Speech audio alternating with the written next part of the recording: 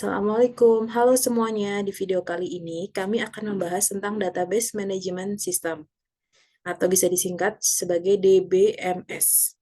Bersama saya, Dwi Arinal Manasika, dan teman saya, Ana Sabita. Pembahasan kali ini adalah untuk memenuhi tugas 2 di mata kuliah Sistem Informasi Manajemen. Nah, simak ya pembahasan dari kami.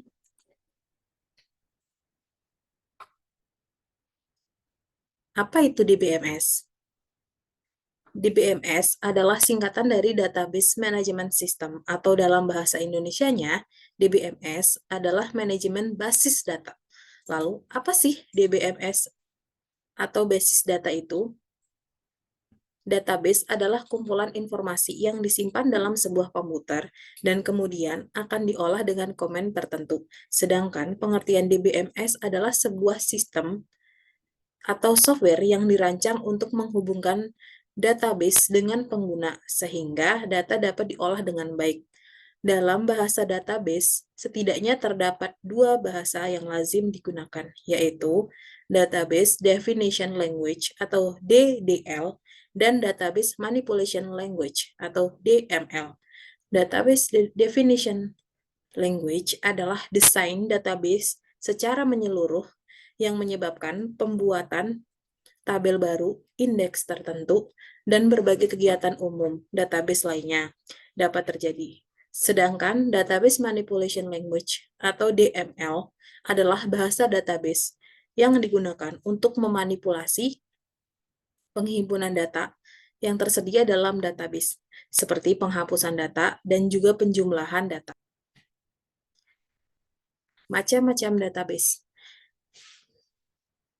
Dalam penggunaannya, terdapat banyak macam-macam data DBMS yang akan membantu untuk memproses DBMS. Berikut adalah beberapa macam contohnya. 1. MySQL. Salah satu macam DBMS adalah MySQL. MySQL merupakan software yang sering digunakan untuk mengakses DBMS dengan instalasi lebih dari 6 juta pengguna karena bersifat gratis dengan fitur yang sudah cukup lengkap. MySQL sangat cocok buat kamu yang ingin menggunakan DBMS untuk usahamu yang baru mulai berkembang. Meskipun gratis, kestabilan yang ditawarkan baik dari kecepatan dan keamanannya juga sudah cukup oke. Namun sayangnya, terdapat bahasa pemrograman yang tidak kompatibel seperti FoxPro, Visual Basic, serta Delphi. Selain itu, MySQL sedikit kesulitan untuk memproses data yang berjumlah besar. Selanjutnya yaitu DBMS. Yang satu ini adalah Oracle. Jenis DBMS yang satu ini merupakan software yang berbayar. Namun, tenang aja, fitur yang ditawarkan tentu saja sebanding dengan harga yang kamu bayarkan. Software ini dapat mengikuti fleksibilitas berbagai perusahaan besar, sehingga fiturnya sudah tidak perlu dilakukan lagi. Berbagai komputerisasi rumit pun bisa diproses melalui software Oracle. Yang ketiga adalah Microsoft SQL Server.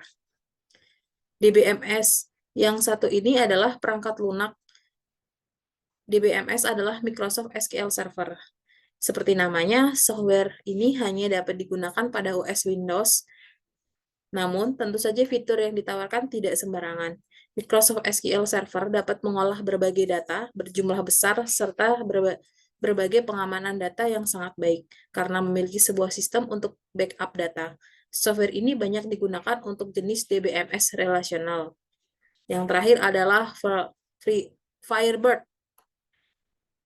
Firebird yang lebih bekerja untuk jenis DBMS berbentuk relasional dan bersifat open source. Firebird dapat melakukan berbagai perintah untuk DBMS, antara lain bisa mendukung proses database seperti di database komersial, menggunakan sinteks standar untuk membuat suatu foreign, dan banyak lagi. Kabar baiknya, Firebird bisa digunakan baik pada Linux maupun Windows. Sekian dari saya, selanjutnya akan dilanjutkan oleh teman saya, Ana Sabita.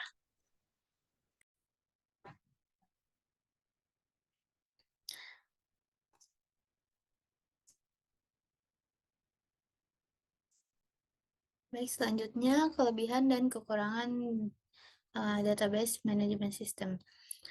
Perusahaan memiliki banyak keuntungan dari penggunaan database. Beberapa keuntungannya meliputi yang pertama, meningkatkan efisiensi. Perusahaan dapat menyimpan, mengelola, dan mengakses data dengan lebih efisien melalui database. Terorganisir dengan baik, data dapat diambil dengan cepat dan mudah menghemat waktu saat melakukan tugas sehari-hari. Yang kedua, pengambilan keputusan yang lebih baik. Dengan mengakses data saat ini dan histori, perusahaan dapat melakukan analisis menyeluruh dan mengambil keputusan yang didukung oleh data. Ini membantu manajemen dalam merencanakan strategi bisnis, menemukan tren, dan memahami kebutuhan pasar. Yang ketiga, keamanan data. Fitur keamanan yang kuat di database modern, termasuk izin akses dan otorisasi yang dapat diberikan kepada setiap pengguna, serta langkah-langkah enkripsi data. Fitur keamanan yang baik membantu mencegah orang yang tidak berwenang mengakses atau membocorkan data sensitif perusahaan. Yang keempat, mengurangi redundansi dan konsistensi data. Perusahaan dapat menghindari duplikasi data yang tidak diperlukan dengan menggunakan database. Data yang konsisten dan terintegrasi membantu mencegah kesalahan atau kebingungan karena data yang tidak konsisten. Yang kelima, integrasi aplikasi. Database memungkinkan bisnis mengintegrasikan berbagai aplikasi yang digunakan dalam operasi bisnis. Mengintegrasikan aplikasi ini membantu mengurangi risiko data dan memastikan bahwa informasi dapat bergerak dengan lancar antara sistem yang berbeda. Yang keenam, skalabilitas. Database dapat dengan mudah diukur untuk menyesuaikan dengan pertumbuhan bisnis dan meningkatkan volume data. Dengan skalabilitas yang baik, bisnis dapat terus menggunakan database tanpa khawatir tentang kapasitas yang terbatas. Yang ketujuh, pemulihan bencana dan cadangan data. Perusahaan dapat menggunakan database untuk membuat cadangan data secara teratur dan menyimpannya di tempat yang aman, sehingga mereka dapat dengan cepat memulihkan data yang hilang dalam kasus bencana atau kehilangan data. Selanjutnya, peningkatan layanan pelanggan. Sebuah bisnis dapat menyimpan semua informasi pelanggannya di satu tempat dengan database. Dengan menggunakan lebih banyak tentang preferensi dan riwayat pembelian pelanggan, bisnis dapat menawarkan layanan pelanggan yang lebih baik dan lebih profesional. Kolaborasi tim yang lebih baik. Database yang terpusat memungkinkan tim bekerja sama secara bersamaan, mempercepat proses pengambilan keputusan, dan memastikan bahwa data konsisten. Yang terakhir, pengurangan biaya. Implementasi dan pemeliharaan database memerlukan biaya awal, tetapi peningkatan efisiensi, pengurangan kesalahan manusia, dan pemulihan bencana yang lebih cepat dapat mengurangi biaya operasional dalam jangka panjang. Dengan meningkatkan efisiensi, keamanan, dan kemampuan pengambilan keputusan, penggunaan database membantu perusahaan berkembang dengan sukses. Meskipun database memiliki banyak kelebihan, perusahaan harus mempertimbangkan beberapa kekurangan penggunaan database, yaitu pertama, biaya implementasi dan pemeliharaan database membutuhkan investasi awal yang besar, terutama untuk perangkat lunak, perangkat keras, dan pelatihan staf. Yang kedua, kompleksitas. Pengelolaan dan pemeliharaan database dapat menjadi sulit, terutama jika perusahaan tidak memiliki sumber daya teknis yang cukup. Jika database dikelola dengan tidak tepat, data dapat hilang atau muncul masalah keamanan. Yang kedua, kompleksitas. Pengelolaan dan pemeliharaan database dapat menjadi sulit, terutama jika perusahaan tidak memiliki sumber daya teknis yang cukup. Jika database dikelola dengan tidak tepat, data dapat hilang atau masalah keamanan dapat muncul. Yang ketiga, kesalahan manusia. Kesalahan manusia dalam pengelolaan dan penginputan data ke dalam database dapat menyebabkan kerugian dan masalah dalam operasi bisnis. Kesalahan kecil dalam input data dapat menyebabkan kesalahan besar dalam analisis dan pengambilan keputusan. Selanjutnya, ketergantungan pada sistem teknologi. Karena penggunaan database, bisnis sangat bergantung pada sistem teknologi. Jika terjadi gangguan atau kegagalan sistem, operasi bisnis dapat dihentikan dan downtime dapat terjadi. Ya, selanjutnya, keamanan dan privasi. Pihak yang tidak bertanggung jawab seperti peretas atau penjahat cyber dapat menyerang database yang tidak diamankan.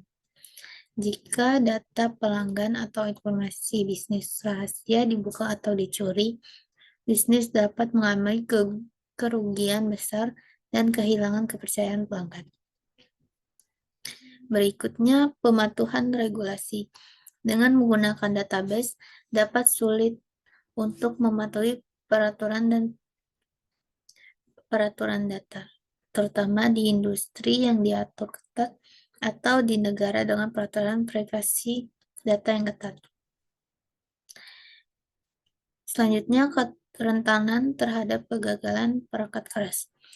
Meskipun banyak database modern memiliki fitur keamanan dan pemulihan bencana, kegagalan perangkat keras dapat menyebabkan data hilang jika tidak ada cadangan yang memadai.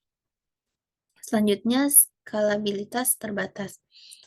Meskipun database dapat diukur, sistem tertentu tidak dapat mengelola dan menyimpan banyak data.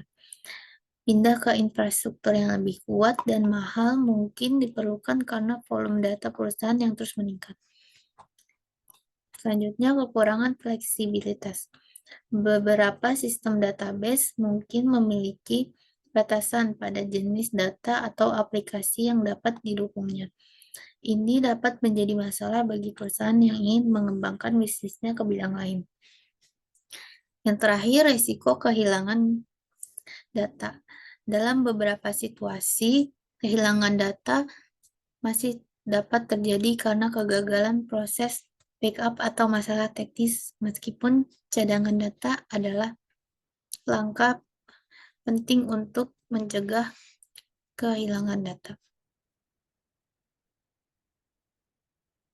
Selanjutnya, implementasi database management system dalam bisnis.